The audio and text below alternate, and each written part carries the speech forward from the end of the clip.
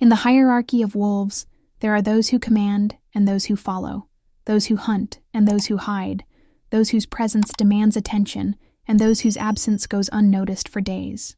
Morella Windworth had learned to occupy that last category with the quiet dignity of someone who understood that invisibility was often the only safety available to those born, without the strength or rank to demand better treatment. She was the Omega who lived on the margins of pack consciousness, too practical for their wild instincts, too human-minded for their ancient ways, too cautious for wolves who measured worth by how boldly one faced danger. While others gathered in the communal dens carved into mountainside rock, sharing warmth and status in the comfortable hierarchies that governed pack life, Morella had chosen isolation that felt safer than the constant reminder of her inadequacy. The mountain spoke to her in languages the pack had forgotten, whispers of coming storms, warnings about unstable snow, promises of cold that could kill even the strongest alpha if they were caught unprepared in the wrong place at the wrong time. She had learned to read these signs through years of solitary observation, developing an understanding of nature's patterns that came from necessity rather than choice. When she announced her intention to build a cabin inside the abandoned cave system on the mountain's northern face, the pack's reaction had been swift and merciless. Laughter that cut deeper than claws, mockery that followed her through every gathering, whispers that branded her as weak, fearful, too human to be a proper wolf. They called her preparations ridiculous, her caution shameful, her hybrid construction an embarrassment to shift her heritage that valued strength over comfort. Morella endured their scorn with the same quiet resilience that had carried her through years of being overlooked and undervalued. Let them laugh. Let them call her weak and strange and unfit for pack life. She would build her shelter according to instincts they couldn't understand, prepare for dangers they refused to acknowledge, and survive through methods they considered beneath their dignity. What the pack could not foresee was the storm that would test every assumption they'd made about strength and weakness, about who deserved protection and who was strong enough to provide it. When nature unleashed fury that reduced their ancient confidence to desperate vulnerability, when the mountain claimed its price from those who thought dominance made them untouchable, it would be the Omega they mocked who stood between life and death for the most precious life in their territory. In the space between pride and survival, between the wolf who was dismissed as worthless and the heir whose life would reshape kingdoms, a truth would emerge that challenged everything their pack had believed about worth, wisdom, and the dangerous difference between appearing strong and actually being prepared for when strength alone was not enough. Some storms could only be survived by those humble enough to build shelter before the wind began to blow. Before we begin, remember to subscribe to our channel and turn on notifications. Every day, a new story awaits you. Now, let us begin. The morning Morella began construction on what the pack would mockingly call the Omega's hidey hole. Autumn painted the mountain peaks in shades of gold and crimson that spoke of beauty, masking danger. She stood at the mouth of the abandoned cave system, studying the natural shelter that had called to her through months of careful exploration, her practiced eye cataloging advantages that others would never think to consider. The cave extended deep into living rock, its chambers connected by passages that had been carved by centuries of water flow and geological patience.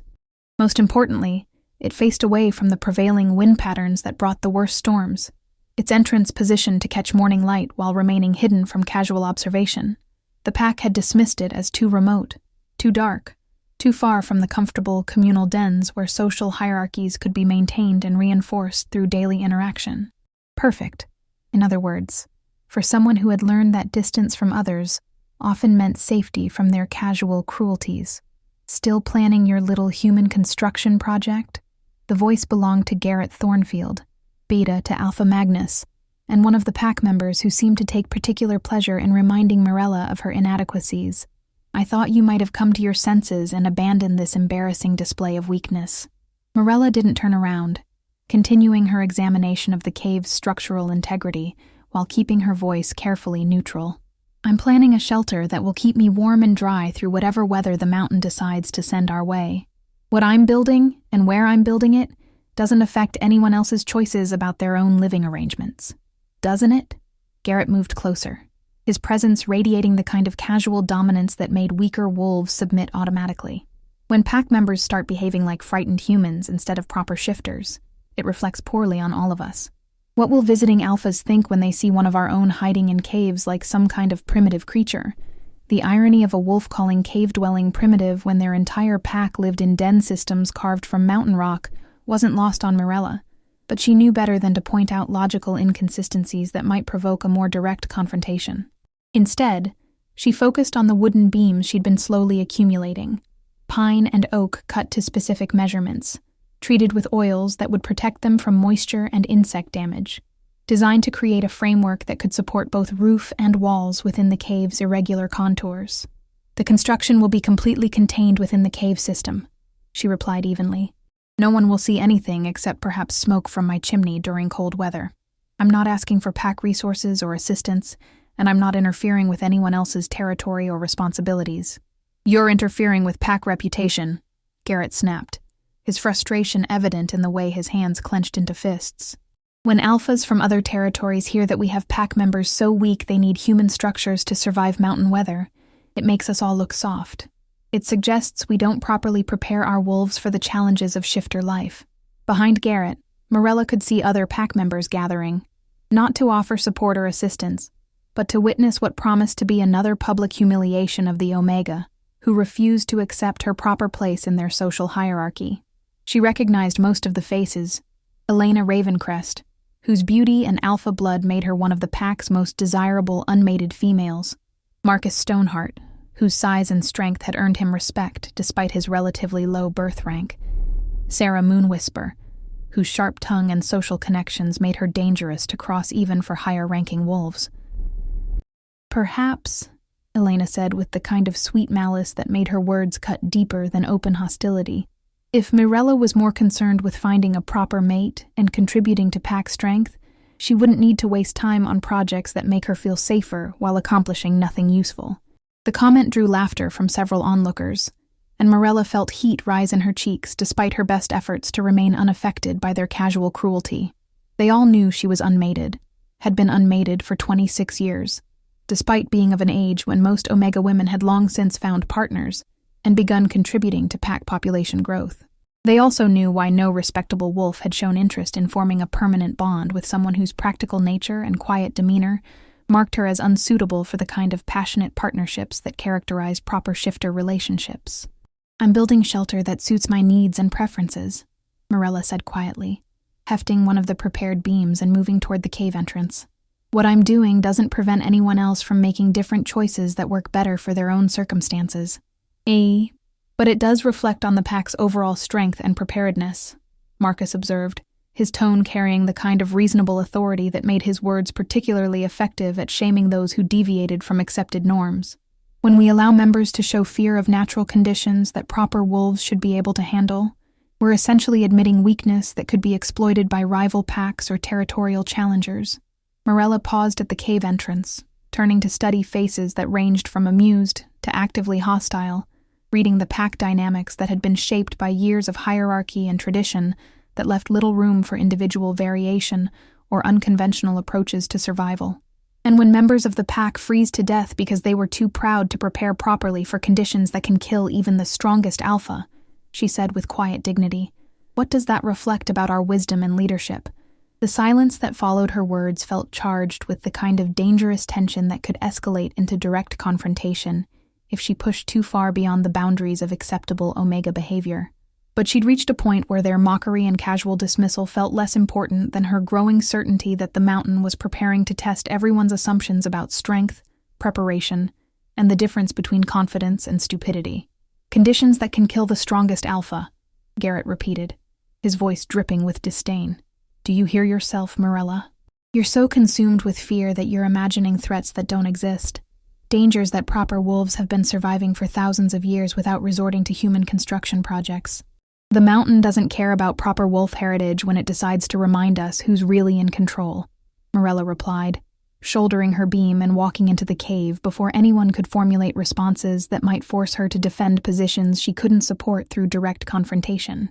Behind her, she could hear continued conversation that dissected her behavior, her motivations, and her fitness for pack membership with the casual thoroughness of wolves who had nothing better to occupy their attention.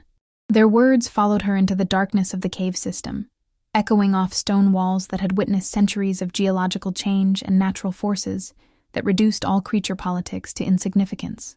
Over the following weeks, construction progressed with the methodical patience that characterized all of Mirella's endeavors. She worked alone, as she'd expected, hauling materials through mountain paths that challenged her endurance while teaching her intimate knowledge of terrain features that most pack members never bothered to explore. The cabin took shape gradually, walls fitted carefully between existing rock formations, a roof designed to channel moisture away from living spaces, windows positioned to maximize light while maintaining structural integrity. The pack's interest in her project faded as autumn deepened toward winter, their attention shifting to more immediate concerns like territorial patrols, hunting expeditions, and the complex social maneuvering that governed mating season preparations.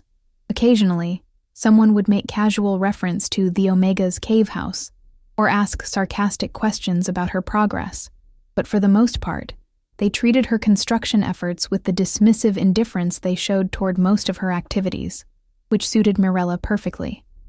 She had never sought their approval or validation, had never expected them to understand the instincts that drove her to prepare for possibilities they refused to acknowledge. The cabin was for her own peace of mind, her own sense of security in a world that had never offered her reliable protection from either natural forces or social cruelties. By the time the first major snowfall dusted the mountain peaks with warnings of winter's approach, the cabin was complete enough to provide genuine shelter. Insulated walls, a functional fireplace with proper ventilation, storage areas stocked with preserved food and emergency supplies, sleeping quarters that would remain warm and dry, regardless of external weather conditions. She'd even installed a basic workshop area where she could maintain her tools and equipment during long months when outdoor work became impossible. "It's actually rather impressive," Sarah Moonwhisper admitted during one of her few visits to inspect the completed construction, though her tone suggested she was surprised to find competence in someone she'd dismissed as foolishly impractical.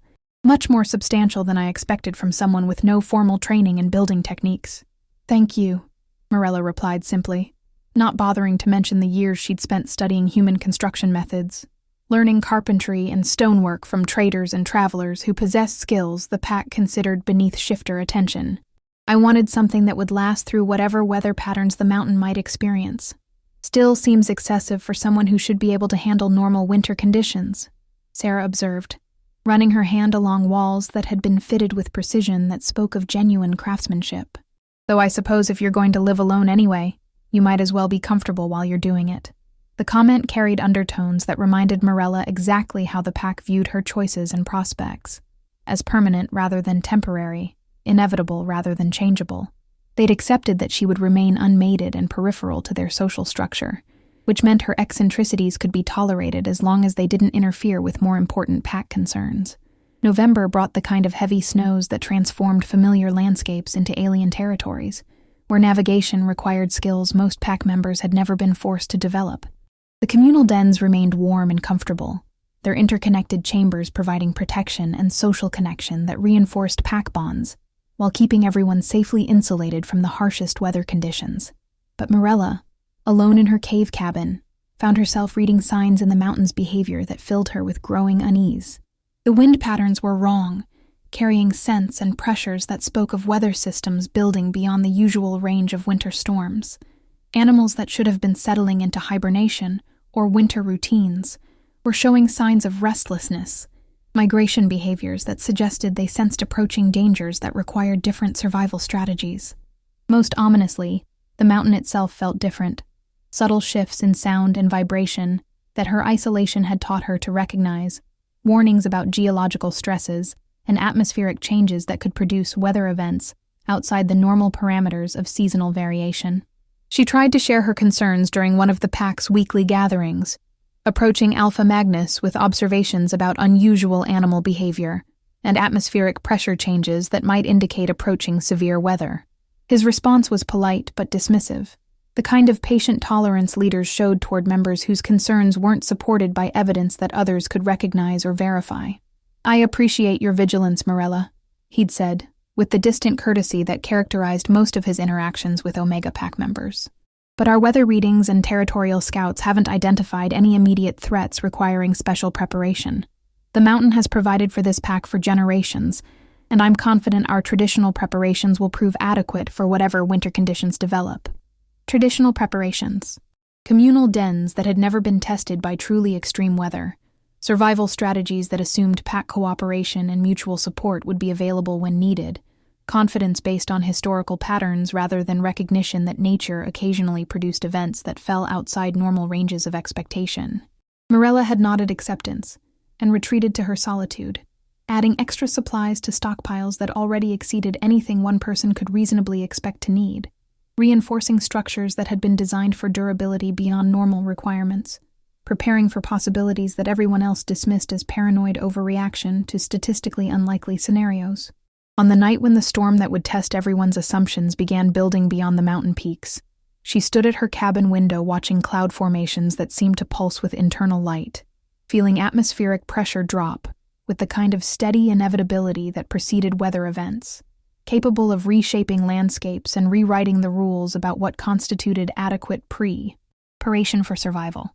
Tomorrow, or perhaps the day after, the mountain would remind them all that strength without wisdom was often indistinguishable from weakness, that pride without preparation was just another word for foolishness, that sometimes the difference between life and death depended not on how brave you were, but on how clearly you could see danger approaching and how willing you were to take precautions.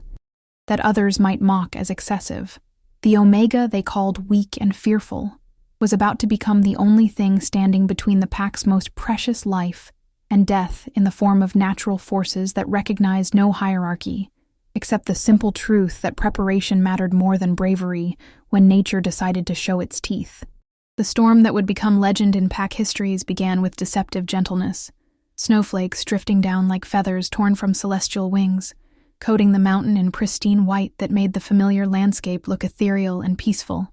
Mirella watched from her cabin window as the first wisps of snow gathered strength, her practiced eye reading warnings in patterns that most would have dismissed as simply the beginning of another winter storm. But she had lived long enough in intimate contact with mountain weather to recognize the difference between ordinary snowfall and the gathering force of something that could reshape the very geography of their territory. The wind carried pressure changes that made her bones ache with anticipation, atmospheric disturbances that spoke of weather systems so vast and powerful that they operated according to rules beyond normal seasonal patterns. By evening, what had begun as gentle snowfall had transformed into driving sheets of ice and snow that reduced visibility to mere feet, while winds howled through mountain passes with voices that sounded almost alive in their fury. The temperature plummeted far below anything the pack had experienced in recent memory, cold so intense that exposed skin would freeze within minutes, air so sharp it burned the lungs with each breath. From her warm cabin, insulated by careful design and heated by a fireplace that drew its air through properly engineered ventilation, Mirella could hear the storm testing every structure on the mountain, the groaning of trees bent beyond their breaking points, the crack and rumble of avalanches triggered by wind and accumulating snow, the underlying vibration that spoke of geological forces being disturbed by weather patterns that exceeded normal parameters. She was grateful for her solitude, for the foresight that had driven her to prepare for exactly these kinds of extreme conditions, for the mockery that had pushed her to build shelter capable of protecting her from forces that would have overwhelmed more conventional preparations. Her stockpiled food, her reinforced walls, her backup heating systems, everything the pack had ridiculed as excessive paranoia was now proving essential for basic survival. But even as she acknowledged her own safety, Mirella found herself thinking about the pack members who had dismissed her concerns, wondering how they were faring in communal dens that had never been designed to handle weather of this magnitude. The interconnected cave systems that provided warmth and social connection during normal winters might become death traps if snow blocked ventilation passages or if structural failures cut off escape routes. Her worry crystallized into active concern when the storm reached its full fury sometime after midnight, winds screaming across the mountain with enough force to move boulders, snow accumulating so rapidly that even her carefully positioned cabin entrance was beginning to disappear beneath drifts that rose like frozen ocean waves against anything that dared to interrupt their progress. This was the kind of storm that occurred perhaps once in a century, the type of weather event that became the stuff of legends and cautionary tales passed down through generations of survivors. The pack's traditional preparations, adequate for normal winter conditions, would be tested beyond their design limits by forces that recognized no hierarchy except the simple truth that nature was always more powerful than the creatures who thought they could predict and control its behavior. Around dawn, when the wind briefly paused in its relentless assault, Marella heard something that made her blood freeze more effectively than any cold the storm could produce. The distant sound of voices calling through the howling wilderness, words made indistinct by distance and weather, but carrying the unmistakable tone of desperate urgency. Someone was out in the storm. Someone was in immediate danger, calling for help that might not come in time to prevent tragedy. She moved to her window, peering through glass that had been reinforced against exactly these kinds of conditions, trying to locate the source of voices that seemed to be coming from the direction of the main pack territory. Through the driving snow and pre-dawn darkness, she could barely make out shapes moving against the white chaos, figures struggling through drifts that came up to their chests, fighting against wind that threatened to knock them off their feet with every step. Rescue party, she realized with growing alarm. Someone was missing in the storm, important enough that pack members were risking their own lives to search in conditions that made survival questionable, even for the strongest alphas. Marella grabbed her heaviest cloak, pulled on boots designed for exactly these emergency conditions, and stepped into weather that hit her like a physical attack.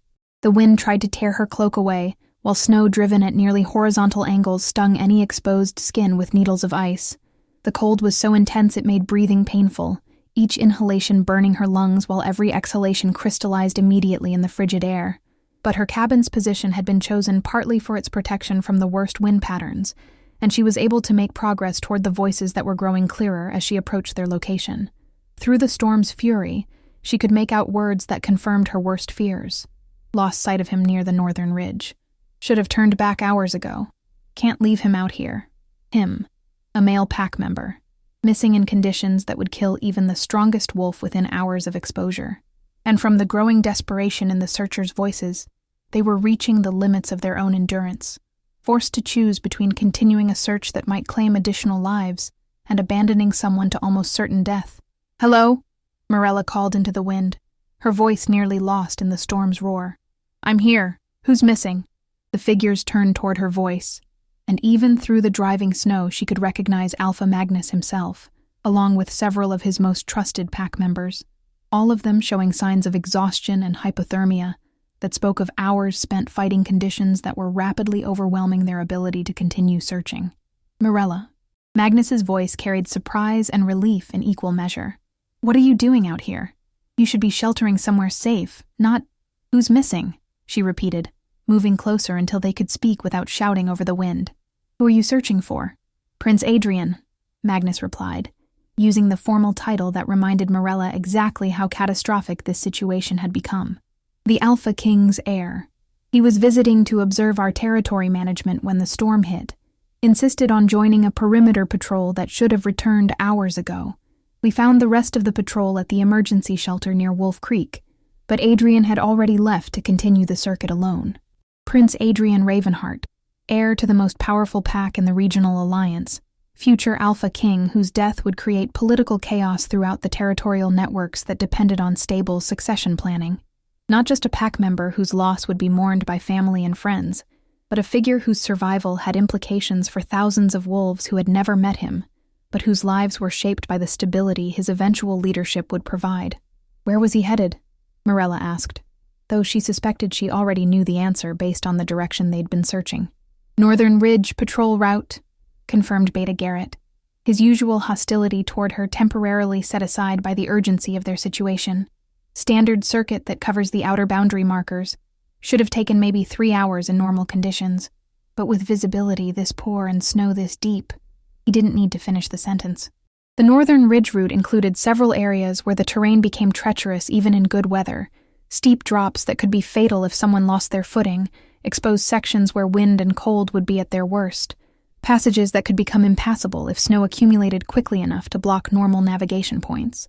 "You need to get back to the main dens," Marella said firmly, noting the way Magnus was favoring his left foot and the blue tinge around Garrett's lips that indicated dangerous levels of cold exposure. "You're all showing signs of hypothermia, and staying out here longer isn't going to help anyone." "We can't abandon," Magnus began, but Marella cut him off with the kind of authority that surprised even her.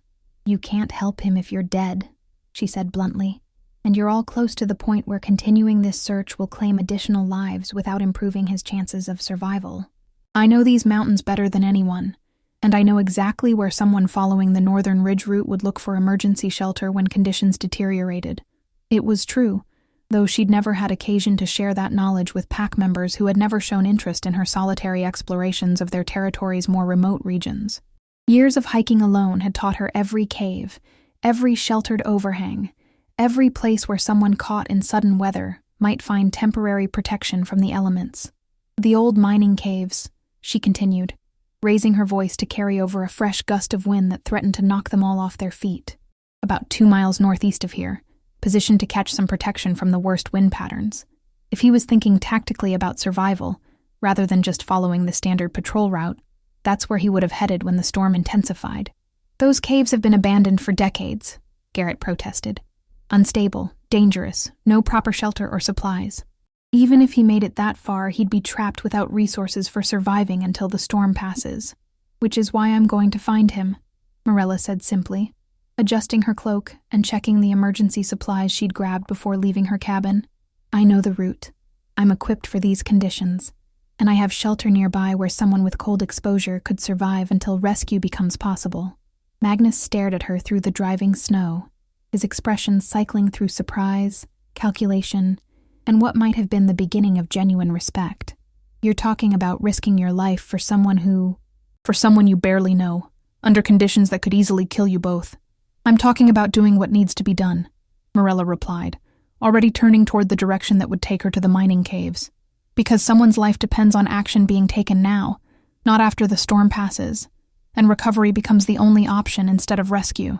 Before anyone could argue further, or insist on accompanying her, despite their obviously deteriorating condition, she was moving through the snow with the steady determination of someone who had spent years learning exactly how to navigate these mountains under the worst possible circumstances.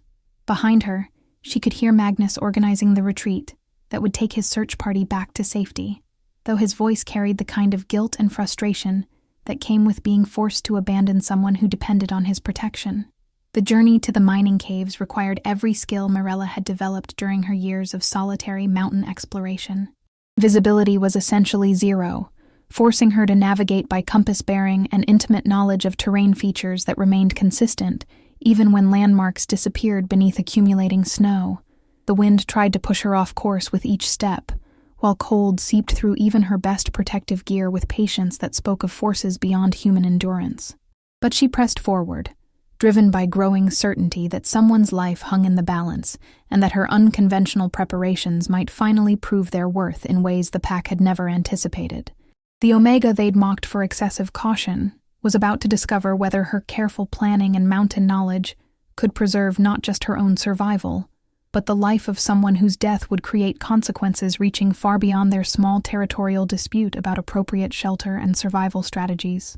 Ahead, barely visible through the storm's fury, the darker shadow of rock formations marked the location of caves that might shelter the future Alpha King, if he'd been wise enough to seek protection, rather than trying to continue a patrol route that had become a death sentence in weather that reduced even the strongest wolves to fundamental questions about survival versus pride. Time was running out for both of them, but Morella moved through the howling darkness with the steady confidence of someone who had spent years preparing for exactly this moment. When knowledge mattered more than strength, when preparation trumped bravery, when the difference between life and death would be determined not by hierarchy or bloodline, but by simple readiness to face whatever the mount. Ian decided to send their way. The mining caves appeared through the storm like a darker shadow against the mountainside, their entrances partially obscured by snow that had been driven horizontally by winds that seemed determined to erase every trace of shelter from the landscape. Morella approached with the careful methodology that had kept her alive during years of solitary exploration, reading the terrain through touch and instinct when visibility dropped to mere feet. She found him in the third cave she checked, a collapsed figure near the entrance, partially buried by snow that had blown in during the hours he'd been unconscious. Prince Adrian Ravenheart, heir to the most powerful pack in the regional alliance, reduced to the fundamental vulnerability that claimed every creature when nature decided to demonstrate its absolute authority. Even unconscious, even blue with cold and barely breathing, he possessed the kind of inherent nobility that marked those born to leadership. Strong features that would have been classically handsome under better circumstances, a powerful build that spoke of both alpha genetics and careful physical training, presence that commanded attention even in defeat. But none of those advantages mattered when hypothermia had advanced to stages that made survival questionable, even with immediate intervention. Morella knelt beside him, checking for signs of consciousness, while assessing injuries that went beyond simple cold exposure. His left leg was positioned at an angle that suggested either fracture or severe sprain, while blood had frozen in dark patches where sharp rock had torn through clothing and skin during what must have been a desperate attempt to reach shelter before the storm overwhelmed his ability to continue. Alive, but barely. Breathing in shallow gasps that spoke of a body shutting down non-essential functions to preserve core temperature. Heartbeat so faint she had to press her ear to his chest to confirm circulation was still attempting to sustain life. Without immediate warming and proper medical attention, he would be dead within hours, possibly less, if his condition deteriorated faster than her ability to provide effective treatment. "Prince Adrian," she called softly, trying to rouse enough consciousness to assess cognitive function, while beginning the careful process of checking for additional injuries. "Can you hear me? I'm here to help, but I need you to stay with me." No response beyond the slight flutter of eyelids that suggested some level of awareness remained, despite the hypothermia that was shutting down his system with methodical efficiency. She needed to move him immediately, but transportation in his condition, and under these weather circumstances, would be nearly as dangerous as leaving him here without proper shelter and supplies. Which meant there was really only one option: getting him back to her cave cabin, where he could receive the kind of comprehensive care that might preserve his life until the storm passed and professional medical assistance became available. A journey that would test every preparation she'd made, every precaution the pack had mocked as excessive paranoia, every survival skill she'd developed during years of learning to depend entirely on her own resources and judgment. Morella pulled emergency supplies from the pack she'd assembled for exactly these scenarios: thermal blankets designed to reflect body heat, chemical warming packs that activated on contact with air, emergency medications that could help combat hypothermia if administered correctly.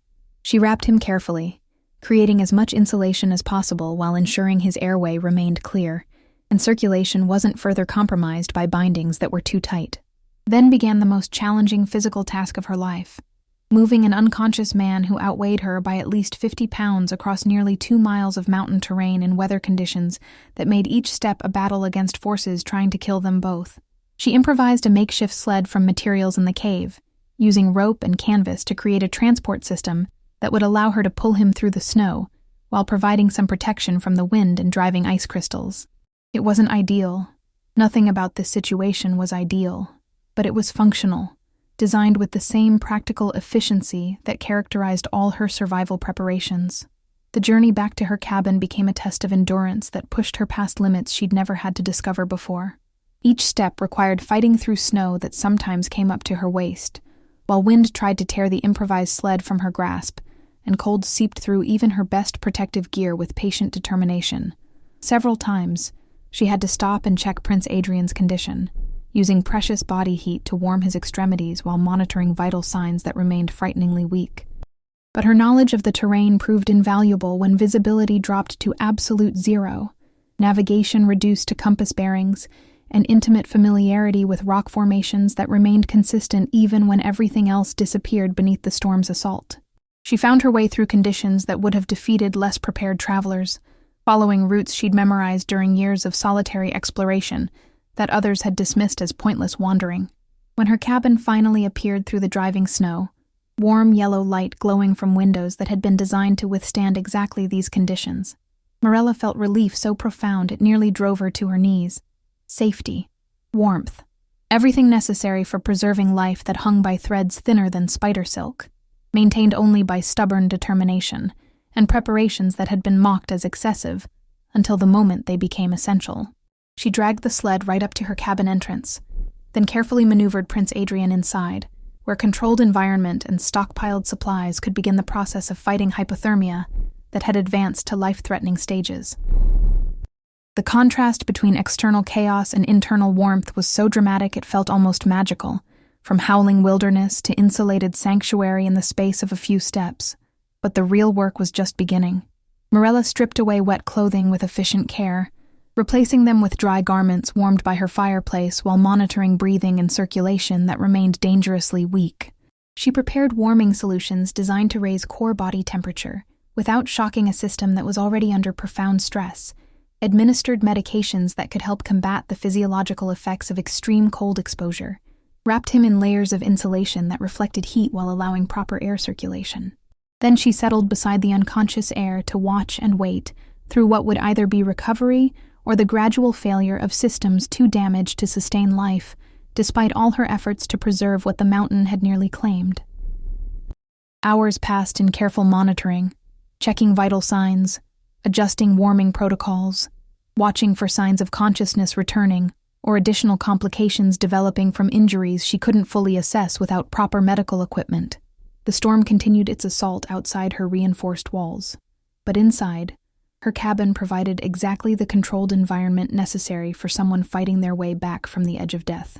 Around midnight, Prince Adrian's breathing deepened from shallow gasps to more regular patterns that suggested his body was beginning to respond to treatment. His color was slowly improving from blue-white to merely pale, while circulation appeared to be gradually returning to extremities that had been nearly frozen when she'd found him. When his eyes finally opened shortly before dawn, focusing with difficulty on her face as she checked his temperature, the first words out of his mouth were exactly what she might have expected from someone raised to leadership, despite circumstances that had reduced him to fundamental vulnerability. "Who are you?"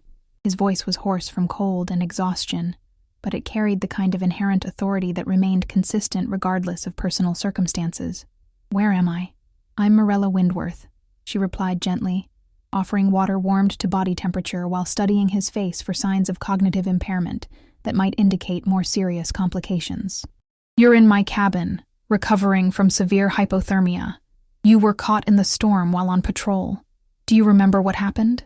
He accepted the water with hands that shook only slightly, his eyes moving around the cabin's interior with growing awareness that suggested mental functions were recovering along with physical systems. "I remember the weather getting worse than forecasted," he said slowly, clearly working to organize memories that hypothermia had made fragmented and unclear. "Lost visibility. Couldn't find the patrol route markers. Tried to reach emergency shelter, but—" He paused, studying her face with golden eyes that held intelligence that had survived despite everything his body had endured. "You found me. You brought me here." "I did," Mirella confirmed simply. "You've been unconscious for nearly 12 hours. The storm is still ongoing, but your condition has stabilized enough that I think you'll recover fully with proper rest and continued warming." Prince Adrian struggled to sit up despite her protests that he should remain still until his strength returned more completely. Even weakened by hypothermia and injury, he possessed the kind of natural presence that filled spaces around him, commanding attention through force of personality rather than physical dominance. "Mirella Windworth," he repeated thoughtfully. "You're the Omega who built this place. I remember hearing talk about unusual construction choices that some pack members found inappropriate." Heat rose in her cheeks at the reminder that even the Alpha King's heir had heard gossip about her supposed eccentricities, but she kept her expression neutral while adjusting pillows to support him properly. "I built shelter that could handle extreme weather conditions," she replied evenly. Today proved that was appropriate planning rather than unnecessary paranoia. His smile was weak, but genuinely warm, transforming features that had been harsh with pain and exhaustion into something that reminded her exactly why he was considered one of the most eligible alphas in the territorial network. Today proved that pack opinion about appropriate survival strategies might be worth reconsidering, he said quietly. "I'm alive because you were prepared for conditions that everyone else dismissed as unlikely, and because you were willing to risk your own safety to help someone you barely knew." Through the cabin's reinforced windows, the storm continued its demonstration of forces beyond prediction or control. Wind and snow that would reshape the landscape, while testing every assumption the pack had made about adequate preparation and traditional survival methods. But inside, where warmth and safety had been carefully planned and methodically implemented, two people sat surrounded by evidence that wisdom sometimes looked like excessive caution until the moment it became the difference between life and death. "The storm should pass within another day or two," Mirella said, offering food that had been prepared specifically for recovery from cold exposure. "Once visibility improves, We can get word to your search parties and arrange proper medical attention for your leg injury. What about your pack? Prince Adrian asked, accepting soup that steamed with herbs designed to promote circulation and warming. Are they prepared for weather of this magnitude? Do they have adequate shelter and supplies? The question carried concern that went beyond mere political courtesy, suggesting genuine care for the welfare of wolves who existed outside his immediate responsibility, but within his sphere of influence as future regional leader. The communal dens should provide adequate protection, Morella replied, though privately she shared his concern about structures that had never been tested by truly extreme conditions. The pack has always been resourceful about surviving difficult weather, and they have strong leadership organizing whatever emergency measures become necessary. What she didn't mention was her growing worry about pack members who might have been caught away from shelter when the storm intensified, or about the possibility that traditional preparations might prove inadequate for weather that fell outside historical parameters. Her own safety was assured by years of careful planning and construction that had been mocked as excessive until it became essential, but others might not have been as fortunate in their timing or preparation. Outside, the mountain continued its lesson about the difference between confidence and wisdom, between assumptions based on historical patterns and recognition that nature occasionally produced events that required preparation for possibilities that seemed statistically unlikely until they occurred with devastating suddenness. The Omega they'd called weak and fearful had saved the life that would shape the future of their entire regional alliance. And when the storm finally passed, revealing a landscape reshaped by forces beyond control, the pack would have to confront uncomfortable truths about who had actually been prepared for crisis and who had confused bravery with wisdom when the mountain decided to test everyone's assumptions about strength, survival, and the price of pride that refused to acknowledge the value of careful preparation. Again, Prince Adrian would carry memories of warm shelter when death had seemed certain, of steady hands and quiet competence that had preserved his life when nature had overwhelmed every advantage his bloodline and training had provided. And perhaps those memories would reshape attitudes about the difference between weakness and wisdom, between fear and appropriate caution, between the Omega who planned for disasters that might never come, and the leaders who assumed strength would be sufficient for whatever challenges nature decided to send their way. But first, they had to survive until the storm passed, and rescue became possible, rather than the dangerous gamble it would remain until the mountain finished demonstrating exactly who was really in control, when weather became a force beyond prediction or resistance. 6 months later, the ceremony that would bind Morella Windworth to the royal house of Ravenheart took place not in the grand cathedral where political alliances were typically celebrated, but in the rebuilt communal hall of her mountain pack, a deliberate choice that spoke of transformed attitudes and recognition of worth that went beyond traditional measures of status and bloodline. Morella stood before the assembled crowd wearing robes that marked her elevation to royal protector, a position that had been created specifically to honor the debt that ancient laws said could never be fully repaid. She had saved the life of the Alpha King's heir under circumstances that proved the difference between survival and death, often depended on preparation rather than strength, wisdom rather than bravery, the kind of practical foresight that others had dismissed as weakness until it became their salvation. "Lady Morella Windworth," intoned the royal chancellor, his voice carrying to every corner of the hall where pack members and territorial dignitaries gathered to witness recognition that challenged every assumption they'd made about appropriate hierarchies and worthy service. "Your actions during the storm of storms preserved not just a life, but the future of our territorial alliance. By the ancient laws of protection and debt, your bloodline is forever bound to the House of Ravenheart, with all rights and privileges that such binding entails. Rights and privileges that included permanent protection under royal authority, territorial holdings that ensured her security regardless of pack politics, and most importantly, acknowledgement that her contributions to their community's welfare had been invaluable rather than merely tolerated. The pack that had once mocked her preparations now looked upon her with expressions ranging from respectful attention to barely concealed shame. Alpha Magnus himself had publicly acknowledged that traditional survival strategies would have been inadequate for weather that fell outside historical parameters, that her excessive preparations had not only saved her own life, but provided the margin of safety that preserved their future king when strength alone proved insufficient. "The cabin that was ridiculed as proof of weakness," continued the Chancellor, "has been designated a territorial landmark and emergency shelter, equipped with supplies and maintained by royal decree for any who might need refuge when the mountain reminds us that nature recognizes no hierarchy save that of preparation and wisdom. Prince Adrian, now recovered fully from his injuries and bearing scars that would remind him forever of how close he'd come to death in a storm that had reshaped landscapes throughout their territory, stepped forward with the kind of natural authority that commanded attention without requiring effort.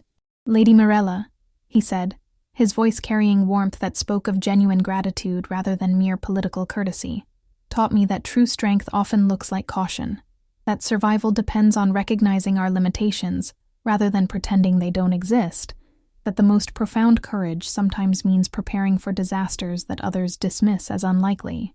During the months of recovery that had followed the storm, he'd spent considerable time in conversation with the woman who had saved his life, learning about her solitary explorations of their territory, her understanding of weather patterns and geological signs that most pack members never bothered to study, her philosophical approach to survival that emphasized adaptation and preparation over the kind of aggressive dominance that characterized traditional alpha leadership. Those conversations had changed his perspective on governance, on the qualities that truly served communities when crisis demanded more than strength and charisma. When he eventually became Alpha King, his policies would reflect lessons learned from an Omega, who had proven that wisdom was more valuable than bloodline when lives hung in the balance.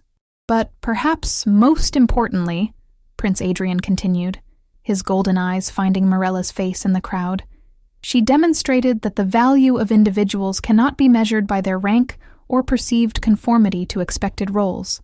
The person our pack considered least significant proved to be the most essential when circumstances demanded capabilities that had been developed through years of patient preparation, rather than dramatic displays of power. The ceremony concluded with formal presentations of gifts and tokens that marked Mirella's new status. But the real transformation had already occurred in the months of rebuilding that followed the storm's devastation. Her advice was now sought for territorial planning. Her observations about natural patterns were incorporated into official weather monitoring.